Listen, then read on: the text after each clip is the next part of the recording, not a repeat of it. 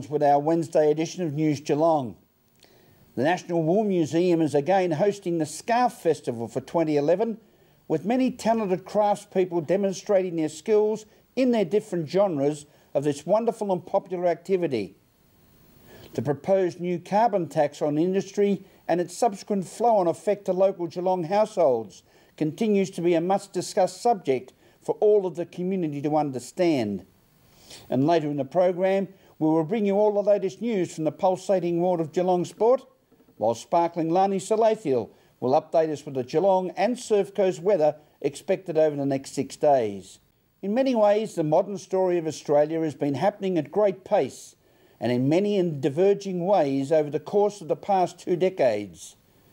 The broadband rollout happening around Australia now is another step forward, as Meryl Friend reports.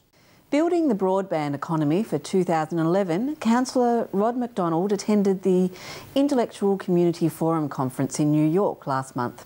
We were able to talk to him about his report to Council. Look, the aims of the forum are really to showcase the achievements of the top 7 who've been selected from around the world to be, I guess, the potential awardees of the Intelligent Community of the Year. So it's really about seeing what they've done. And so why do we need broadband?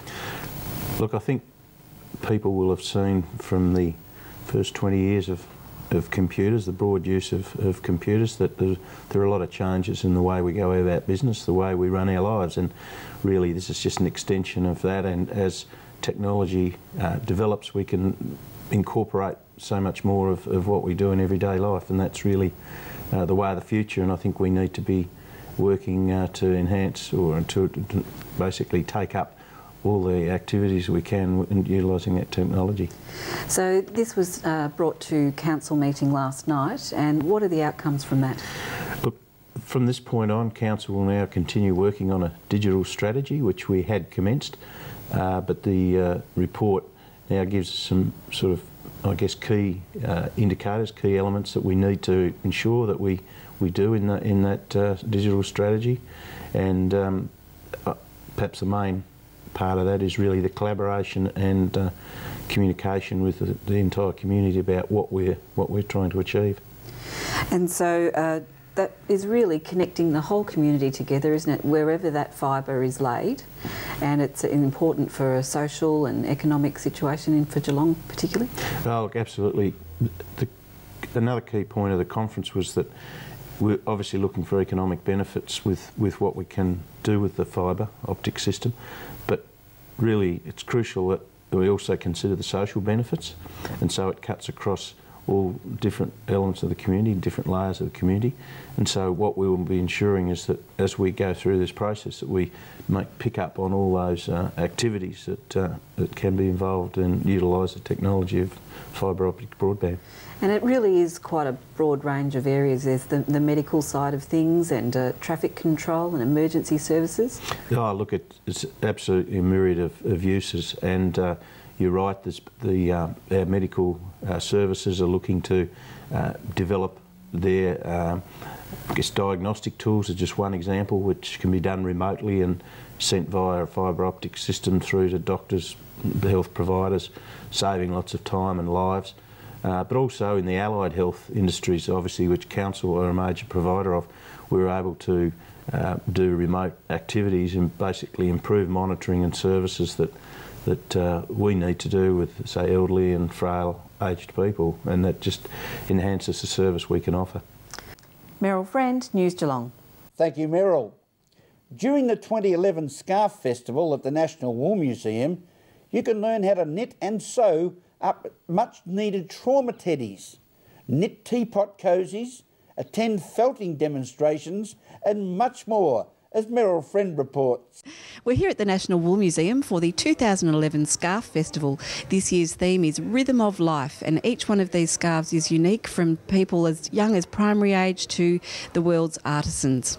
Well, this is the 10th Scarf Festival that Craft Victoria have organised, and it's the 3rd time that it's been on at the National Wool Museum that we've put on an installation of the unique handcrafted scarves.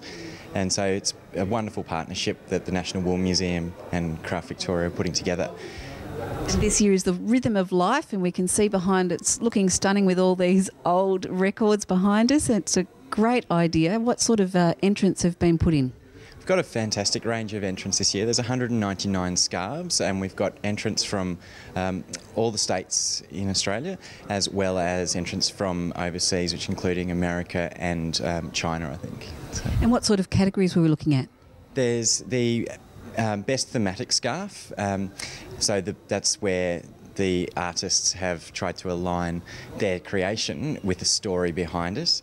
Best use of colours, best different techniques used in a scarf, best use of sustainable practices in a scarf, 100% wool, crocheted, woven, knitted, felted, as well as best scarf by a primary school student and by a secondary school student.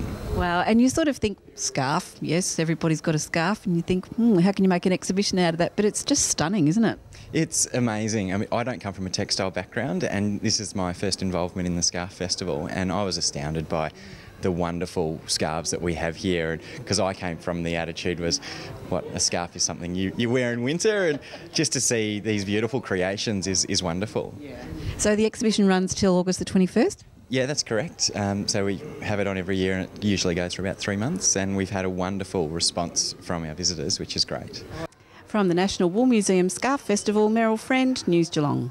Thank you, Meryl. Yes, and don't forget my trauma teddy.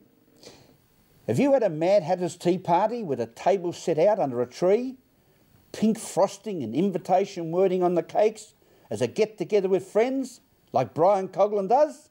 Well, Meryl Friend reports. We're here at the National Wool Museum for the free school holiday entertainment. Central Geelong have put on some wonderful activities, this being the Mad Hatter's Tea Party. The children are just about arriving. We've got the Mad Hatter, Alice. I think the White Rabbit might get here, but he's obviously late. And so we'll see some fantastic activities, all ongoing every day of the school holidays. We're here at the Mad Hatter's Tea Party, and Alice, look at Wonderland. It's inundated with children today. It is. It's been jam-packed, but it's great fun. And what sort of things are the children doing? We've got our teacups that we're making, and we've got Pin the Tail on the Cheshire Cat, and we've also got our free morning tea as well. Now, Mad Hatter, this Alice, she's a bit of trouble, isn't she? So much trouble. She's so naughty. She's always late. So naughty. And what is it that you love about giving tea parties?